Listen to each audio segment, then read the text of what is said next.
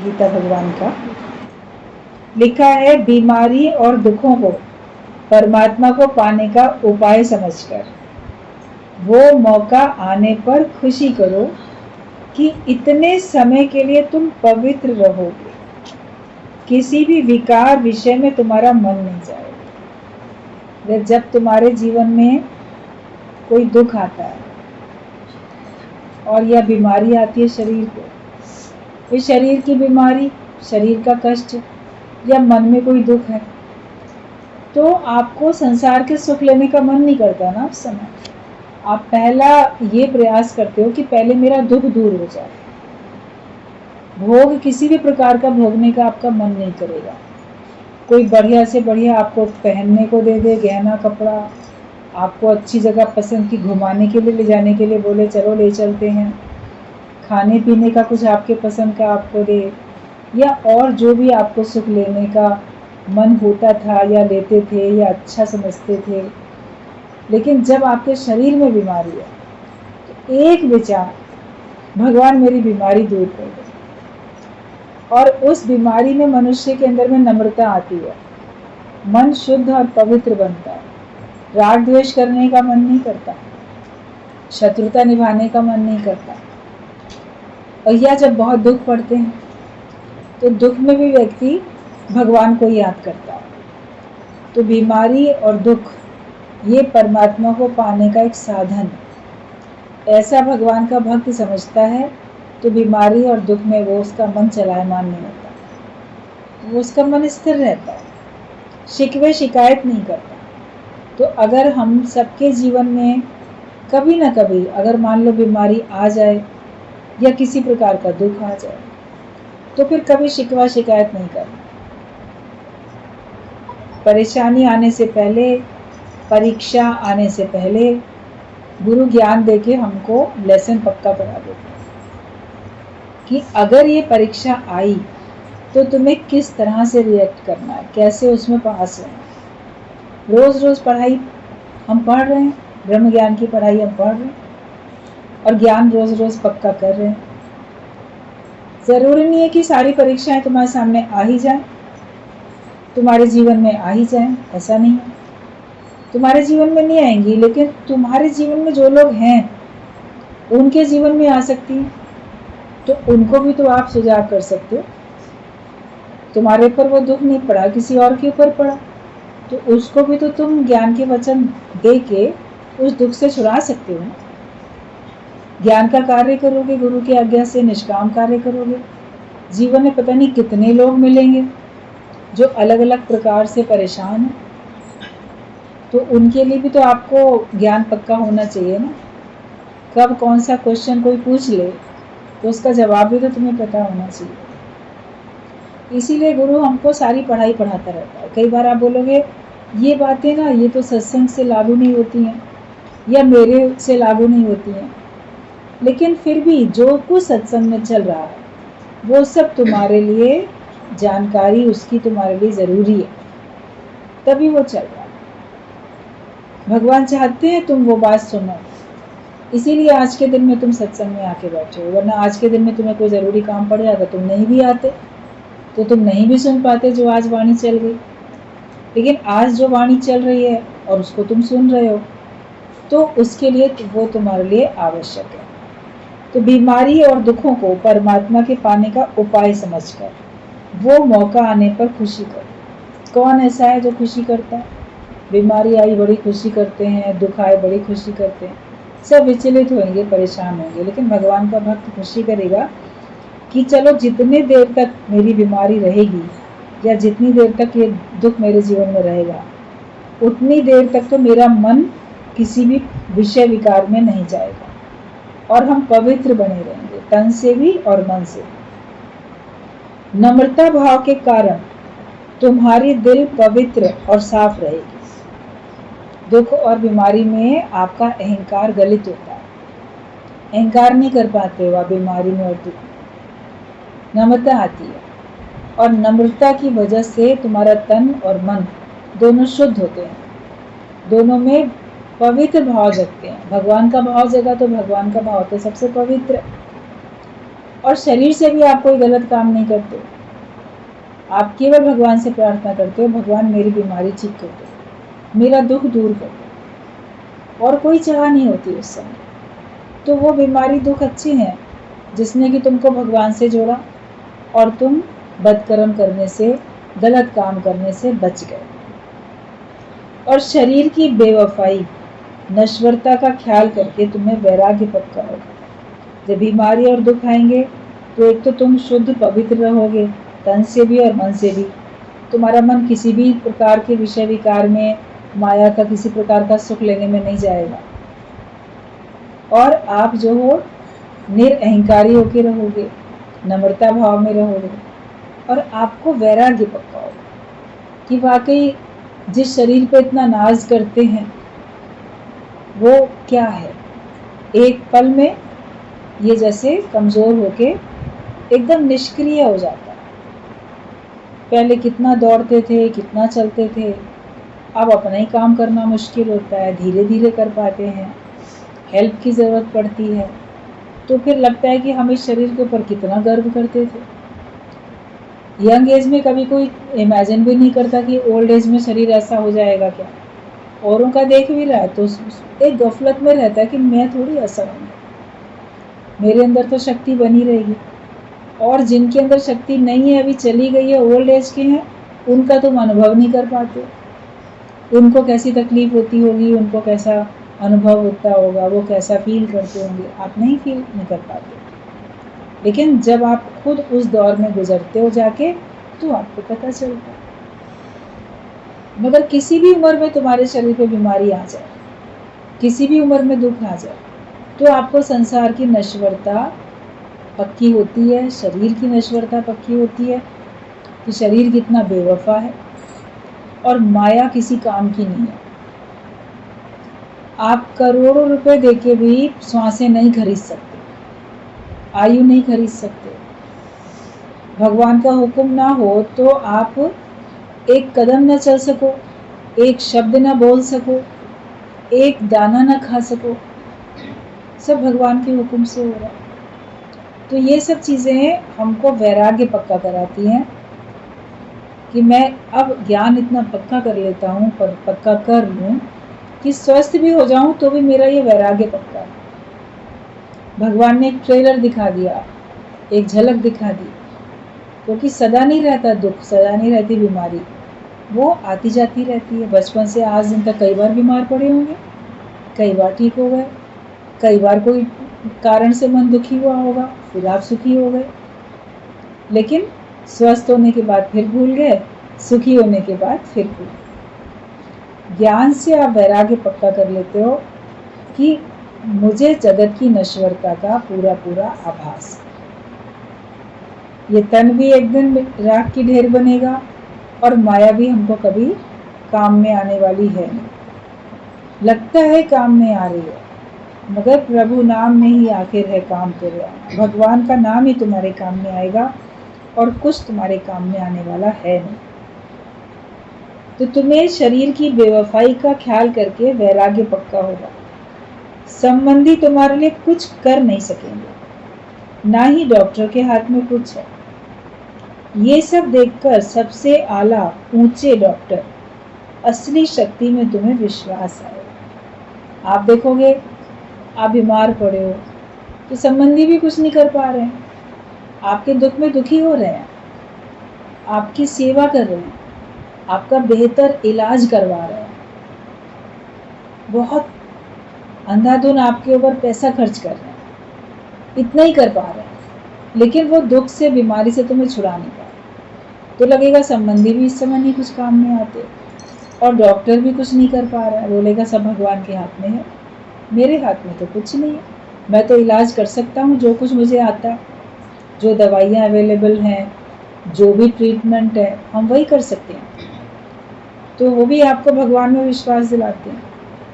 तो उस वक्त आपको लगता है कि मेरे संबंधी भी मेरा दुख दूर नहीं कर सकते, डॉक्टर दवाइयाँ भी मेरा ये कष्ट नहीं हर सकते, लेकिन इन सबसे ऊपर जो डॉक्टर है वो परमात्मा, वो ही मेरी खबर ले सकता है, वो ही मेरे को जैसे कि पूरा का पूरा स्वस्थ कर सकता है। तो जब देखते हैं कि संबंधी भी तुम्हारे लिए कुछ नहीं कर सकेंगे, डॉक्टर के हाथ में कुछ नहीं है, तो ये देखकर सबसे आला ऊंचे डॉक्टर असली शक्ति में तुम्हें विश्वास है। फिर लगेगा कि भगवान की जो शक्ति है, भगवान से सच्चे हृदय से की गई जो प्रार्थना है, जो तुम्हारा विश्वास है, उसी से तुम्हारा काम बना। शक्ति को अपने साथ समझने का भी अभ्यास तुम्हें होगा और सबसे मन निकालकर एक आत्मा में लगाने का तुम्हें मौका मिलेगा। जो भी दुख, बीमारी, परेशानी आएगी, उसमें तुमको एक अवसर मिलेगा कि तुम उस परम शक्ति में विश्वास करो और शरीर से मन हटा के तुम आत्मा में अपना मन टिकाओ। ये तुमको अभ्यास करने का एक मौका मिलेगा और ये महसूस करके मौन और शांति में हम रहेंगे। जब हम अपने को देह नहीं जानेंगे, आत्मा जानेंगे, भगवान में पूरा विश्वास रखेंगे, तो फिर हम मौन में भी रहेंगे और हम आनंद में और शांति में भी रहेंगे। एकांत में जब जाकर बैठेंगे तो अपने को जांचने का अच्छा मौका मिलेगा। हॉस्पिटल में एडमिट हो, कोई है ही नहीं मिलने वाले, जब टाइम पे आएंगे मिलने के लिए, विजिटिंग आवर्स होते हैं कि इतने बजे से इतने बजे पेशेंट से मिल सकते हो। बाकी टाइम तो पेशेंट अकेले ही पड़ा है, चाहे आईसीयू में है, चाहे नॉर्मल कहीं उसमें रूम में है। तो उसको अपने को जांचने का मौका भी तो मिल रहा है कि आखिरकार सत्य क्या है। पहले से अगर आपने अपना विवेक जागृत किया सत्संग में आके, तो आप अपना आत्ममंथन कर सकते हो, आत्मचिंतन आपका हो सकता है। ये हम अपने को जांच सकेंगे कि हमारा मन कहाँ है। मोह वालों के लिए वैराग्य और द्वेष वालों के लिए प्यार होगा। जब आप जांचोगे तो जिनसे तुम्हारा मोह था, उनके लिए तुम्हारे अंदर में वैराग्य आएगा कि इनसे मोह करके क्या करेंगे, इस जग से क्यों प्रीत लगाई, क्यों लगाई है प्रीत, ये मेरे किसी काम में भी नहीं आएंगे, मैं तो इन्हें छोड़ के चला जाऊंगा या ये मुझे छोड़ के चले जाएंगे। तो जिनसे हमारा मोह होता है, उनसे हमारा वैराग्य आता है। जब ज्ञान हम पक्का करते हैं, अपना हम जांच करते हैं, अपनी जांच पड़ताल करते हैं, तो हमारा वैराग्य पक्का होता है। और जिनसे हमारा द्वेष था, व्यर्थ में नफरत करते थे, व्यर्थ में हम जलते सड़ते रहते थे, कुड़ते रहते थे, दूसरे का नुकसान पहुंचाने की सोचते रहते थे। लेकिन फिर जब आप अपना मनन चिंतन करोगे, तो द्वेष वालों से भी आपका फिर प्रेम हो जाएगा कि मैं बेकार में करता हूँ, छोड़ के तो मैं भी जा रहा हूँ, ये तो वैसे ही चलेंगे और मैं अपना मन क्यों खराब करूँ। जब आपका विवेक खुला है तब होगा ऐसा। इसके लिए सुख में सुमिरन करना बड़ा ज़रूरी है। सत्संग में आके बैठना, सुख में सुमिरन करना ज़रूरी है, ताकि आपका विवेक जागृत हो जाए। और फिर जब कोई तकलीफ आती है तो आपको अपने को जांचने का अवसर मिलता है। जिन जिन से तुम्हारा मोह है, उन सब से वैराग्य लेके बैठो। और वो परमात्मा कभी ज्ञान से और कभी उन्हीं के द्वारा विपरीत व्यवहार से आपका वैराग्य पक्का कराने में मदद कर रहा है। इसलिए हर बात में खुशी करो। तो मोह जिनसे है उनसे वैराग्य, और द्वेष जिनके साथ है उनसे प्रेम। ये हमारा होने लग जाता है जब हम अपना जांच करते हैं। तो जब हम अपने को हम जांच सकेंगे कि हमारा मन कहाँ है, मोह वालों के लिए वैराग्य और द्वेष वालों के लिए प्यार होगा। बीमारी में कोई भी दिल की बात गुरु को या सत्संगियों को बता दो तो खाली हो जाएंगे। जब आप बीमार हो तो आपके मन में जो भी बात उठे वो हमें मन में रखनी नहीं चाहिए, क्योंकि आयु का तो भरोसा नहीं है। आप बीमार हो, आपका कौन सा पल अंतिम हो जाए ये भी नहीं कह सकते। स्वस्थ भी हो सकते हो और नहीं भी हो सकते हो। इसलिए बीमारी के अतिरिक्त भी जो मन में विचार आते हैं वो भी हमें शेयर करने चाहिए, लेकिन बीमारी में तो खास करके जो जो मन में विचार आए वो हमें बता देने चाहिए। अगर आप गुरुवान हो तो आप गुरु को बता दो, सत्संगी आपसे मिलने आते हैं आप उनको बता दो, वो जाके गुरु को बता देंगे। आपका अपने जिन संबंधियों के पर आपको पूर्ण विश्वास है कि वो आपकी बात को समझेंगे और आपकी इच्छा के अनुसार वैसा ही कर लेंगे, तो आप उनको बताओ। किसी ना किसी को तो अपने मन की बात आप बता के रखो। हमें अपने मन की बात बताने में संकोच नहीं करना चाहिए। तो बीमारी में कोई भी दिल की बात गुरु को या सत्संगियों को बता दो तो खाली हो जाएंगे, फिर हमारा मन नहीं चलेगा, वरना मन चलता रहेगा। मुझे ना ये बात बतानी है, मुझे ये बात कहनी है, किससे कहूँ? कोई नहीं है तो आप निराकार परमात्मा से कह दो, बोलो भगवान तुम सबके घट में विद्यमान हो, मैंने तुम्हें बता दिया, अब तुम जिसके लिए ठीक समझोगे उसके घट में ये विचार तुम पहुंचा दोगे और जो मेरी चाह है वो पूरी हो जाएगी। भगवान से बोल के रखो, बाकी साकार से जो भी तुम्हारे सामने है तुम उसको बोल के रखो, लेकिन अपने मन में नहीं रखो। फुली सरेंडर करो, मतलब पूर्ण समर्पण करो। मौन का सबक पक्का करो। एक तिनके को भी तोड़ नहीं सकते हैं, फिर अहंकार काहे का? आप पूरा समर्पण भगवान पे करके बैठो और ये सबक पक्का कर लो कि तुम्हारे बोलने से, तुम्हारे करने से कुछ हुआ क्या? आज दिन तक कुछ होगा क्या? जो भगवान ने चाहा वही हुआ और जो भगवान चाहेंगे वही होगा।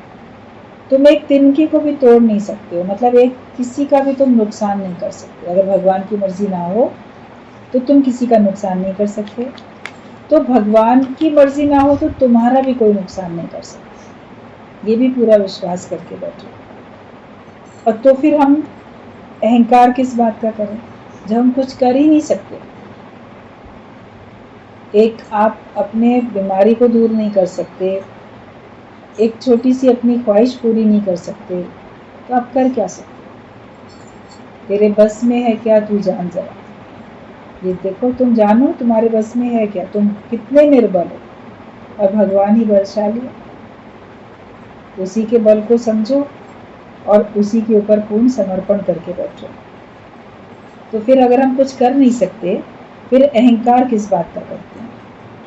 एक बीमारी हो, दूसरा पैसा ना हो और कोई सेवा करने वाला भी ना हो, तो फिर मन कहाँ जाएगा? इस बात को पक्का करो। मनुष्य सोचता है बीमारी ना आए, या बीमारी अगर आई तो पैसा खूब भरपूर होना चाहिए, इसके लिए मुसीबत के समय में पैसा काम आएगा, ये सोच के खूब जमा करते रहते हैं।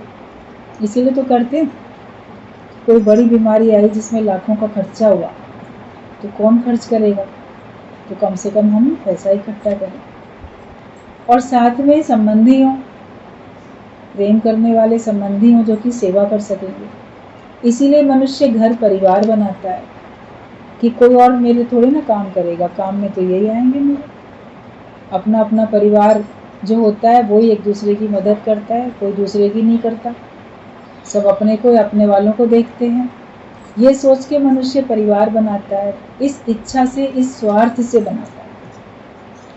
लेकिन गुरु का ये कहना है कि तुम ये सबक पक्का करो कि तुम्हारे शरीर पे बीमारी आ गई और पैसा है नहीं तुम्हारे पास और सेवा करने वाले भी कोई नहीं, फिर तुम्हारा मन कहाँ जाएगा? ये सोचो, क्या तुम्हारा मन स्थिर रहेगा? क्या तुम भगवान में विश्वास करोगे? अगर नहीं करोगे विश्वास तो आज से शुरू कर दो प्रैक्टिस इस बात की। जो भगवान के ऊपर सौंप देता है, जो सौंप देते हैं उनका भार भगवान उठा लेते हैं। तुम खुद ही अपना कर रहे हो तो भगवान क्यों करेगा तुम्हारे? मतलब खराब से खराब कंडीशन के लिए अपने को हमें तैयार रखना है कि शरीर बहुत बीमार भी है, पैसा भी नहीं है इलाज कराने के लिए और सेवा करने वाला कोई संबंधी भी नहीं है। ऐसे में अकेला पड़ा हूं, तो उस वक्त कौन साथ लेगा? भगवान ही तो साथ देते हैं। भगवान जैसा चाहते हैं वैसे ही होता है। फिर किसी भी रूप में आके परमात्मा मदद करेगा। जरूरी है कि संबंधी ही करें आगे। संबंधी नहीं करेंगे, भगवान अगर चाहेंगे तो किसी के भी घर में बैठ के आपकी सेवा हो जाएगी। पैसा नहीं होता है तो भी आपका इलाज हो जाता है। कोई ना कोई आपके ऊपर खर्च कर देता है, या इतनी योजनाएं हैं उसमें से आपको सरकारी अस्पतालों में कहाँ कहाँ सब मिल जाता। एक थी जो कि बहुत निर्धन परिवार की थी लड़की, तो उसको कोई बीमारी ऐसी हो गई, यंग थी अभी लड़की, मेडिकल कॉलेज में गई, वहाँ पे डॉक्टर ने कहा हाँ तुमको ये बीमारी है, इसका तो 1-2 साल तुम्हें बहुत लग के इलाज करना पड़ेगा, इतना इतना चलो खर्चा होगा, दवाइयाँ भी मिल जाएंगी, मेडिकल कॉलेज से फ्री में भी मान लो मिल जाएंगी दवाई, लेकिन तुम्हें अपनी ग़िज़ा का, खाने पीने का इतना इतना तो ज़रूर ख्याल रखना। वो ज्ञानवान थी, सत्संग में आती थी, वो चुपचाप चुपचाप पूरा सुनती रही, कोई रिएक्ट नहीं कर रही थी किसी बात पे, सुन लिया। फिर बोली अच्छा ठीक है डॉक्टर साहब जा रहे हैं। बोले क्यों, तुम अब क्या करोगी भाई, इलाज तो करनी है ना, तुम्हें क्या क्या करना। बोली नहीं हमें इन सब चीज़ों की ज़रूरत ही नहीं है, क्योंकि ना मेरे पास इतना पैसा है कि हम इतनी ग़िज़ा जो आप बता रहे हो, ये भी खाना है वो भी खाना है ऐसे भी करना है, तो हम भगवान के भरोसे ही चलेंगे। बोले क्या मतलब इतनी यंग लड़की जिसको बीमारी का डर नहीं, जिसको मौत का डर नहीं, तो और इतना निश्चय। तो वो डॉक्टर भी बड़े ऐसे हो गए, बोले अरे, तो उसने बताया कि नहीं ऐसे ऐसे हम जितना है उतना ही तो करेंगे, और जब दवाइयों के साथ हमें ये सब लेना पड़ेगा, वो हम ले नहीं पाएंगे तो दवाइयाँ भी लेने से कोई मतलब नहीं। उसके इस निश्चय से वो डॉक्टर इतना खुश हुआ, बोला ऐसा है मैं तुमको यहाँ पे एडमिट करने का करा देता, और उसने स्पेशल उसकी डाइट लिखवा दी, सब कर दिया। तो जो भी उसको था और स्पेशल डबल एक्स्ट्रा उसका जितना था इलाज और खाना पीना भी सब भर भर के उसको वहाँ पे अस्पताल में मिलने लगा कि ठीक है तुम वैसे नहीं कर सकती, हालांकि एडमिट की तो ज़रूरत नहीं है, लेकिन चूंकि ऐसा है तो हम बता के कि नहीं इनको यहाँ एडमिट करना है। तो भगवान ने किसके घट में कैसे बैठ के उसका ट्रीटमेंट करा दिया, खाना पीना भी। फिर जब बाद में ठीक होके आई तो बोलती थी ऐसे हम लोग जनरल वार्ड में भी मान लो वहाँ पे भी लेटे होते थे, तो टाइम पे देखो नाश्ता आ रहा है, वो पूरी गाड़ी वो ट्रॉली ले लेके आ रहे होते थे टाइम पे खाना, और हमको तो स्पेशल लिख दिया था अलग एक्स्ट्रा डॉक्टर ने, तो और भी डबल डबल ताकत की चीज़ें सब मिल रही होती थी। तो गुरुजी ने कहा कि देखो भगवान के ऊपर जो भरोसा रखता है, अब भगवान को अगर ठीक करना होता है तो किसके घट में बैठ के भगवान कैसे कर देते। विश्वास तो भगवान पे हो। किसी को भगवान में इतना विश्वास था कि उसकी बीमारी अंदर ही ठीक हो, उसको ना ऑपरेशन कराना पड़ा ना कुछ करना पड़ा। ऐसे कितने एग्जाम्पल प्रत्यक्ष हम लोग के सामने आँख से देखे गए। और मनुष्य क्या सोचता है, बीमारी में पैसा, बीमारी में संबंधी काम आएंगे, हरी बीमारी के लिए जमा करके रखो, संबंधियों से मिला के जोड़ के अपना रखो, वो नहीं करेंगे तो कौन करेगा, कौन तुमको पूछेगा, बुढ़ापे में कौन पूछेगा, बीमारी में कौन पूछेगा, मरने के बाद तुम्हारा तर्पण कौन करेगा, पानी कौन देगा, श्राद्ध कौन करेगा। मरने के बाद तक का सोचते रहते कौन करेगा। अपने लिए जीते जी करो ना जो तुम्हें करना, आत्मा का निश्चय करो। मरने के बाद कौन करेगा, गुरु तुम्हें अमर आत्मा बना देता है, तुम मरोगे ही नहीं। जब तुम अमर आत्मा हो गए, तुम मर ही नहीं रहे हो, फिर तुम्हारे लिए कौन क्या करेगा। जीवित के लिए थोड़ी कोई कुछ करता होता है। बोलो मैं तो सदा अमर हूँ, मरने वाला हो ही नहीं, मरने वाला तो शरीर है। बाकी हर एक के कर्म उसके साथ होते हैं। बाकी जिनके साथ तुम्हारा प्रेम होता है वो तुमको कभी भूलते नहीं, उनको जो अच्छा लगता है वो तुम्हारे लिए करते, तुम चाहो या ना चाहो, उनके नाम का सब करते। जो ज्ञान में आ गए, गुरु के पूरे बन गए, गुरु को पूरे समर्पित हो गए, ऐसे भी हमने भक्त भगवान के गुरु जी के देखे।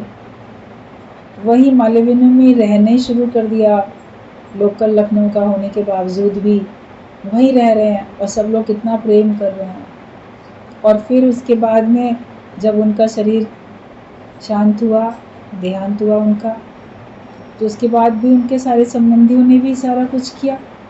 सत्संग के परिवार ने तो उनको श्रद्धांजलि सब जो भी किया, लेकिन उसके बावजूद भी उनके लिए ये नहीं कि वो अगर मान लो किसी के काम में नहीं आते थे तो दूसरे भी नहीं आएंगे।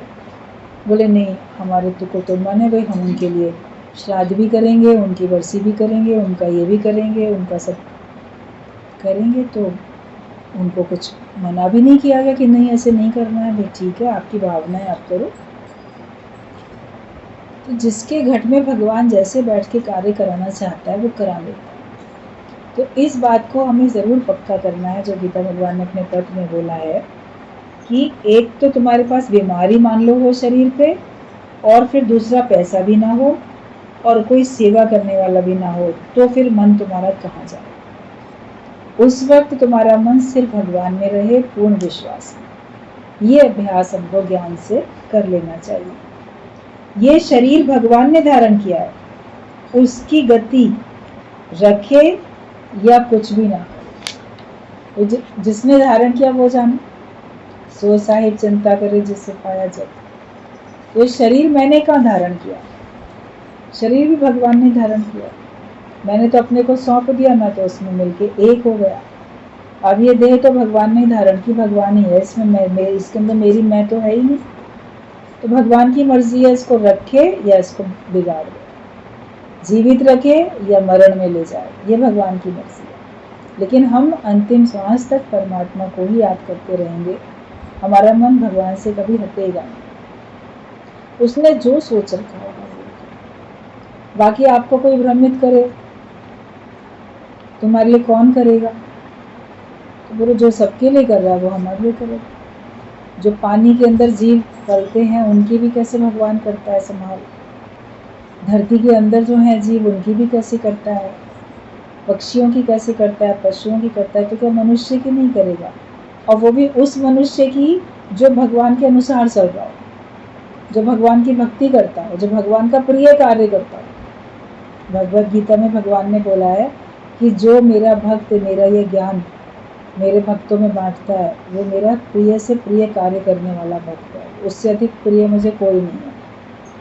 तो भगवान का प्रिय कार्य करने वाले तुम बन गए हो।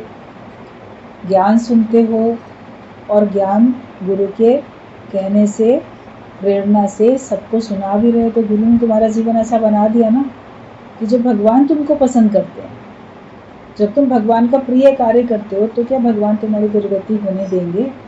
विश्वास तो करो इतना, बेविश्वासी नहीं बनो। जगत वाले तुम्हारे विश्वास को हिलाने आते हैं, हिलते हो तो 2-4 कीले और ठोक लो ज्ञान की, ताकि मजबूत हो जाए, वरना हिलते रहोगे तो उखाड़ के कील को फेंक दिया जाएगा। लेकिन जो पक्की मजबूत गड़ गई उसको नहीं उखाड़ा जाएगा, उस पर तो और टांग देंगे, तस्वीर टांग दी, कैलेंडर टांग दिया, कुछ और टांग दिया, जो भी इसको। तो ऐसे अपने को मजबूत बनाओ। बोलो हमें तो अपने लिए सोचना नहीं है।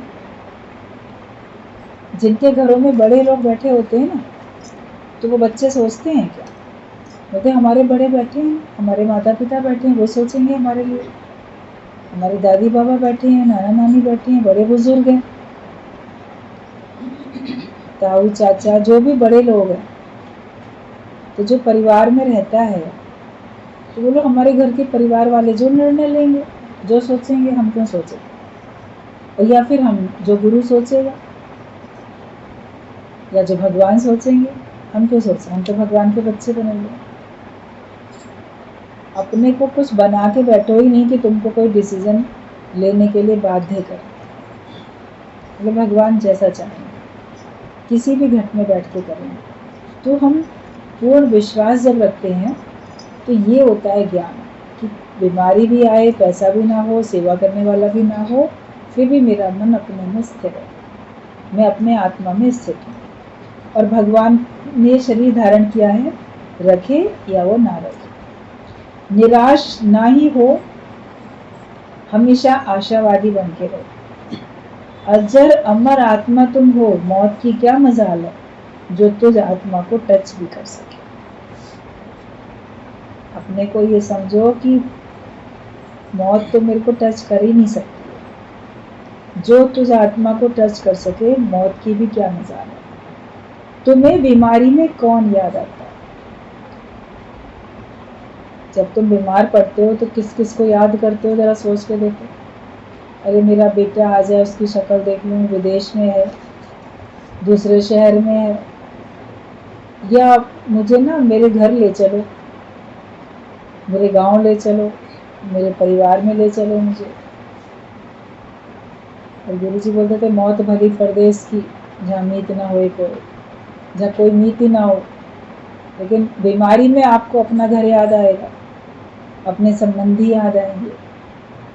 लेकिन भक्त ऐसे बनो कि बीमारी में भी तुमको सिर्फ ज्ञान याद आए और भगवान याद आए। तो बीमारी में तुम्हें कौन याद आता है? गुरु को भी शरीर समझेंगे तो याद करेंगे। यदि गुरु भी है आत्मा और तुम भी आत्मा हो, तो जुदाई किसमें? हम गुरु को भी शरीर समझेंगे तो उसको भी याद करेंगे। याद करने का मतलब ये है कि उसकी याद में हम दुखी होंगे, विचलित होंगे। बाकी तो गुरु की याद तो हमेशा रहती रहती है। कि यदि गुरु भी आत्मा है और तुम भी आत्मा हो, तो फिर जुदाई किसमें है? वो तो मेरे मन मंदिर में सदैव मेरे से मिला हुआ है। मैं खुद खुदा हूँ और सर्वत्र हूँ, जहाँ तहाँ मैं ही तो हूँ, ये निश्चय है। कितनी रहस्य की बात गीता भगवान ने बता दी पूरे पत्र में, कि अपनी भी बीमारी से ऊंचे उठो, हर बात से ऊपर उठो, और शरीर ना अपने को मानो ना किसी और को मानो, कि मेरे से अलग कुछ नहीं है। भगवान भी, गुरु भी मेरे मन मंदिर में सदैव मेरे से मिला हुआ। मैं खुद खुदा हूँ और मैं सर्वत्र हूँ। ये नहीं कि भगवान सब जगह विद्यमान है, वो तो वहीं, लेकिन अब तुम भी तो बनो ना, गॉडहुड में तुम भी तो आओ कि मैं भगवान हूँ। तो जहाँ तहाँ मैं ही तो हूँ, ये निश्चय करो। उत्तरायण में रहो, आत्मा में, आकाश में रहो। हर हाल में खुश रहना ही आत्मा का गुण है। तुम उत्तरायण में रहो, मतलब ऊंचा उठ के रहो। आत्मिक स्थिति में हो तो उत्तरायण में हो, अगर देह में हो तो नीचाई में, दक्षिणायन में। तो अंत में पत्र में यही बात लिखी है कि निश्चय करो, उत्तरायण में रहो, आकाशवत, आकाश में से ऊंचा उठ के, आत्मा में रहो। हर हाल में खुश रहना ही आत्मा का गुण है। आप बोलो कि मैं आत्मा कैसे हूँ, मैं कैसे जानूं कि मैं अपने को देह मानता हूँ कि मैं आत्मा हूँ? अपनी स्थिति का हमको पता नहीं चल पा रहा है। तो आत्मा का गुण यह है कि जो हर हाल में खुश रहते। सिंपल सी बात। अगर तुम हर हाल में खुश रहते हो तो समझो कि तुम आत्मा में हो। और तुम कभी सुखी कभी दुखी होते रहते हो, खुश नहीं रहते हमेशा, तो ये निश्चित बात है कि तुम अपने को देह मान लो। तो देह को भुला के तुमको आत्मा में स्थित हो जाना है और हर हाल में रहना है खुश, ऊंचाई में। तो फिर आप दुख से, बीमारी से घबराओगे नहीं, मौत से घबराओगे नहीं। ये सब हमारे जीवन का एक हिस्सा है, उतार चढ़ाव, और ये आता ही रहता है, आना ही है। शरीर में परिवर्तन होना ही है। इस परिवर्तन से अब क्यों डरें? हम हमेशा अपने एक रस अवस्था में आत्मा में रहें। ये बात क्लियर हो गई कि आत्मा में कैसे रहा? हाँ, कैसे रहा?